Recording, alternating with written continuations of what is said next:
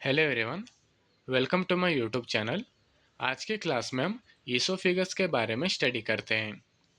The oesophagus is a muscular tube that carry food and liquid from throat to the stomach. यानी कि oesophagus एक muscular tube है। ये food and liquid को carry करने में हेल्प करता है। यानी कि थ्रोट से स्टमक तक ईसोफिगस फूड एंड लिक्विड को कैरी करता है। एंड ईसोफिगस का साइज देखा गया तो 25 सेंटीमीटर ईसोफिगस का लेंथ रहता है एंड 2 सेंटीमीटर ईसोफिगस का डायमीटर प्रेजेंट रहता है। एंड नेक्स्ट हम ईसोफिगस के लोकेशन के बारे में स्टडी करते हैं। ईसोफिगस का मेनली लोकेशन देखा गया तो ये थोरेसिक कैविटी में प्रेजेंट रहता है।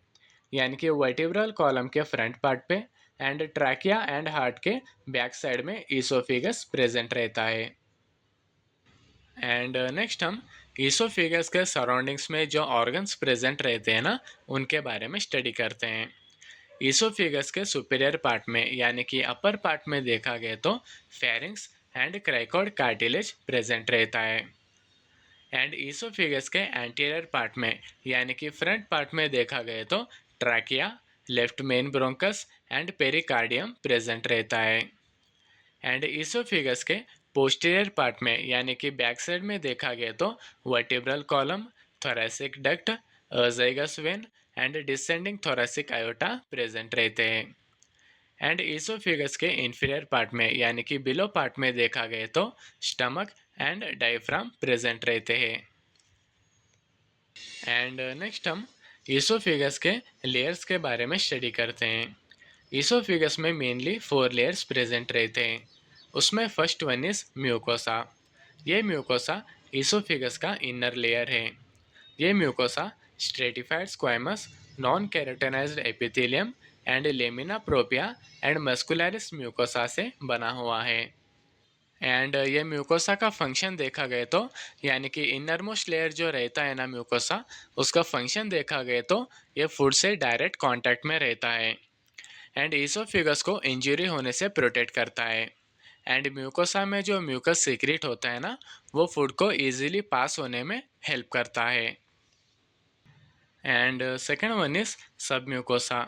ये सब म्यूकोसा म्यूकोसा का ही एक पार्ट है एंड ये म्यूकोसा के बैक साइड में सब म्यूकोसा प्रेजेंट रहता है। ये सब म्यूकोसा कनेक्टिव टिश्यू से बना हुआ है। इसमें oesophageal gland, blood vessel, lymphatic vessel and nerves present रहते हैं। इसमें जो ग्लैंड्स प्रेजेंट रहते हैं ना, ये म्यूकस को सिक्रेट करते हैं। ये म्यूकस ईसोफिगस को लुब्रिकेशन का वर्क करता है।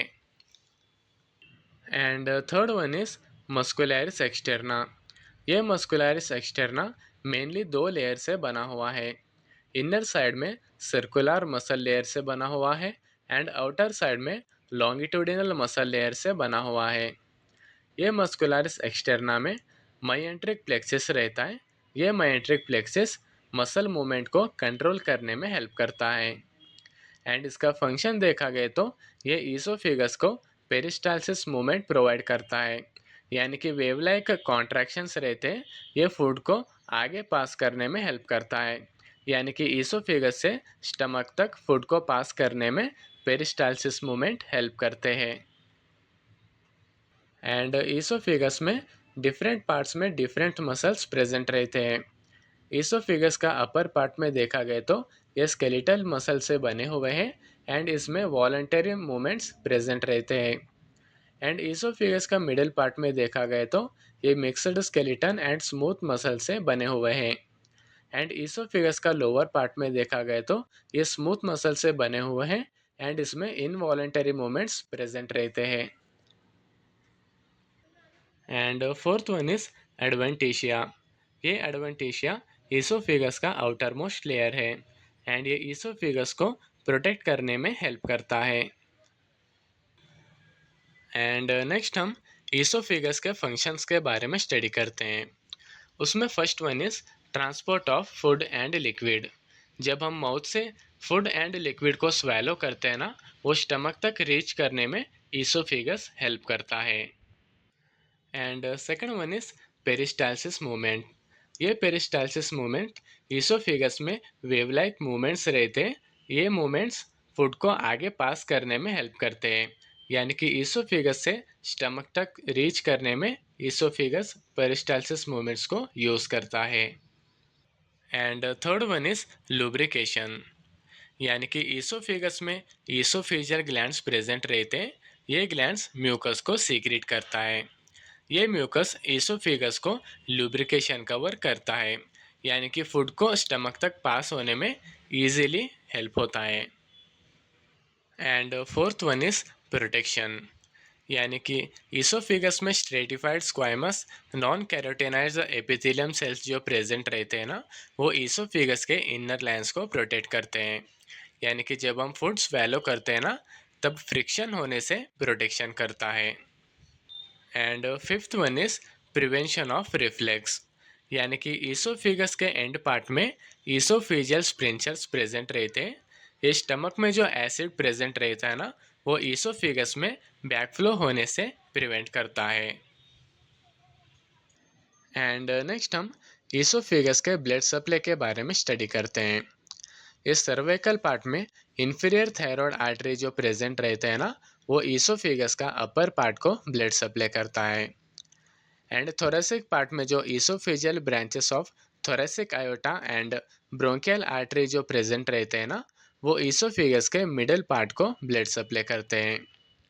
एंड एब्डोमिनल पार्ट में जो left gastric artery and left inferior phrenic artery जो रहता है ना, वो ईसोफेगस के लोअर पार्ट को ब्लड सप्लाई करता है। एंड नेक्स्ट इसका वेनस सप्लाई देखा गया तो सर्वाइकल पार्ट में जो इंफीरियर थायराइड वेन्स प्रेजेंट रहते हैं ना, वो ईसोफेगस के अपर पार्ट से ब्लड को ड्रेन आउट करते हैं। एंड जो थोरेसिक पार्ट से azygos, hemi azygos and accessory hemi azygos veins present रहते हैं ना, वो ईसोफेगस के मिडल लेयर से ब्लड को ड्रेन आउट करते हैं। एंड एब्डोमिनल पार्ट में जो लेफ्ट गैस्ट्रिक वेन प्रेजेंट रहता है ना, वो ईसोफेगस के लोअर पार्ट से ब्लड को ड्रेन आउट करता है।